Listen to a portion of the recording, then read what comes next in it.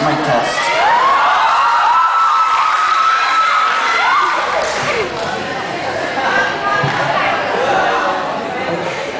Wait lang.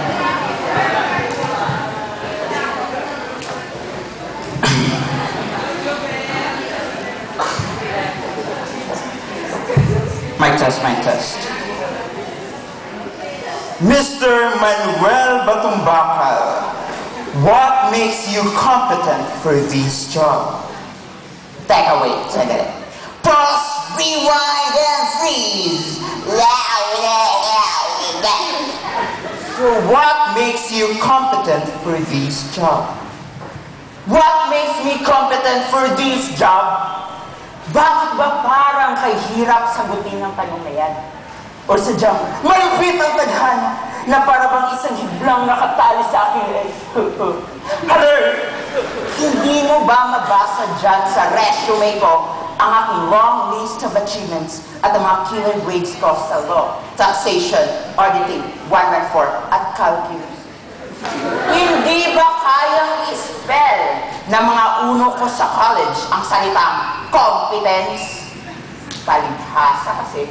Ang tingin nyo sa aming mga honorables are just totally isolated freaks na mga kaibigan lamang ay sina Wagan, Quezon, Quimel at Valles. But you're wrong.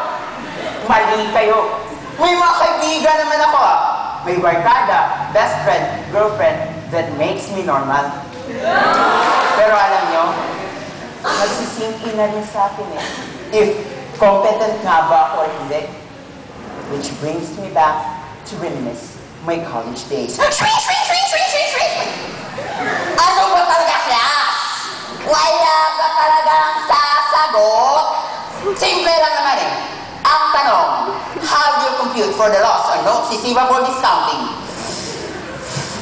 Wait lang sir. Alam ko to eh. Kaya ko to. Net assets plus net liabilities plus net assets equals. Dahan-dahan ko itinaas ang aking kamay. Nang biglang, umepal ang classmate kong corny named Benja. Sir, may naalala lang ako, sir eh. Pangaral ng nanay ko, masama daw ang sumasagot sa mga patanda. Super corny, whatever. What? Guess what? Tawanan ang buong klase. Sayang. Moment ko na sana yun eh. Nagawan pa ako, sadyang pinupit ng tadhana. O sadyang kulang na talaga ako sa competence para i-voice out ang sarili ko. Ganito na lang ba palagi? Sa basketball!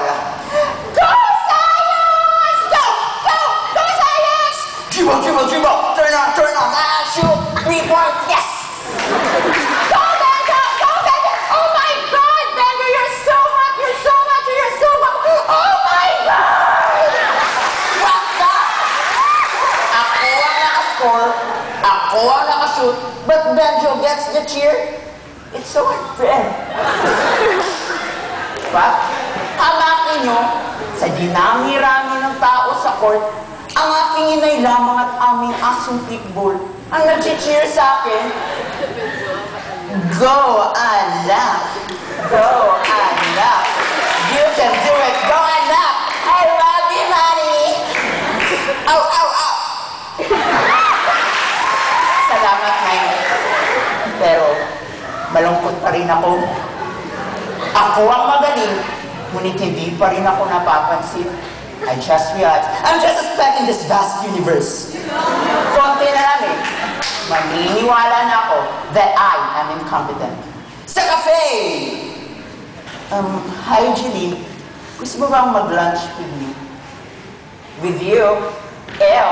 It's like suicide. I'd rather go shopping. Excuse me, miss. May nakaupo ba dyan?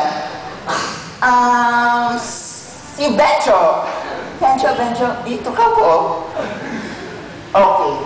The first cut was deep, but nothing prepared me for the second blow.